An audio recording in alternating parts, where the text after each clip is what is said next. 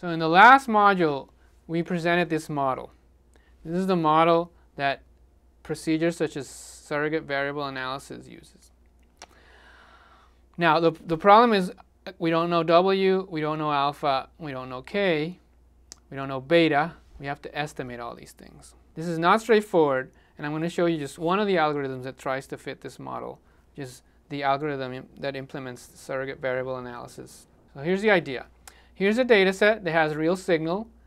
Up here, you can see that it's real signal versus not, and it has some batch. So here's batch 1 is the one that's dark, 1, 2, 3, 4, that's batch 1, and then the light is batch 2.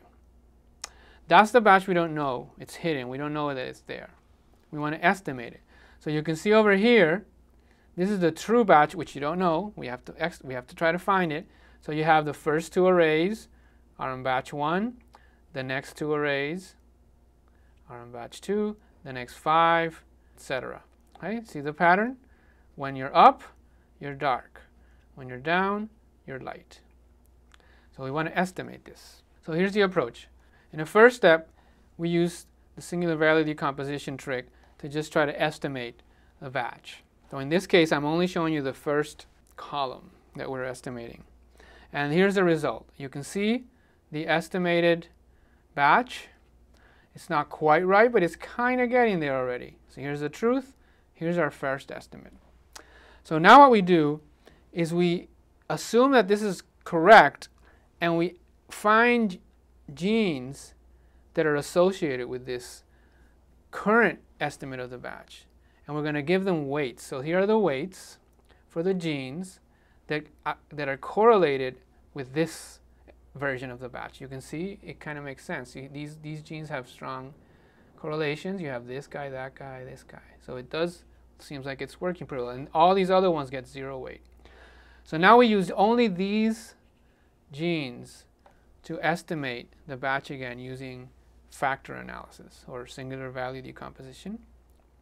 Here's the data that we're going to use because we're only giving weight to these genes. And now it gets a little better. It gets a little closer to the truth. So what do we do next? We repeat. Again, we give weights, and we repeat the analysis. And in the next step, we get pretty close to the truth. So that's the idea behind SVA. There's now many competitors that are performing very well as well. We're going to include some of those links to the papers and software on our class webpage. So now let's see what happens with our example data that we showed in the previous models after we implement SVA.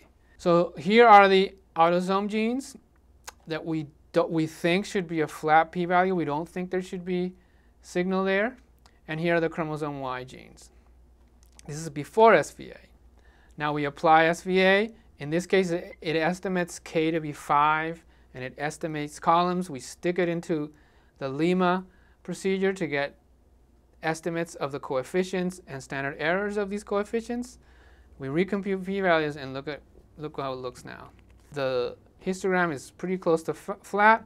However, we did not lose what we believe to be the real genes. So what is it that we did here? It's just a review.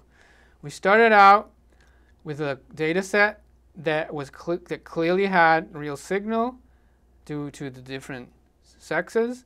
It clearly had some structure that was batch related, and then it had noise.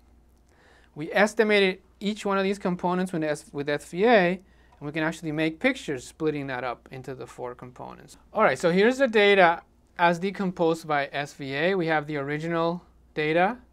We have the signal part, the part having to do with the outcome of interest. Then we have the surrogate variable part, or the batch effect part, and then we have the residuals. So we can see that in this case, SVA did quite well. Now, with that said, it's important to keep in mind that current solutions to batch effects don't solve all batch effect problems. We're faced with situations with real data where SVA and many other algorithms actually fail to detect all the batches, or they overcorrect. So you always want to do a lot of exploratory data analysis and post-analysis diagnostics to make sure that your answers make sense in some way. But another thing that is important to mention is that you want to be as careful as possible when designing your experiment to avoid too much confounding. One of the situations in which all these methods fail is when batch is heavily confounded with your outcome of interest. It becomes very difficult to separate the signal from the batch. So you want as much as possible to either balance or randomize the experiment so that you don't have this problem.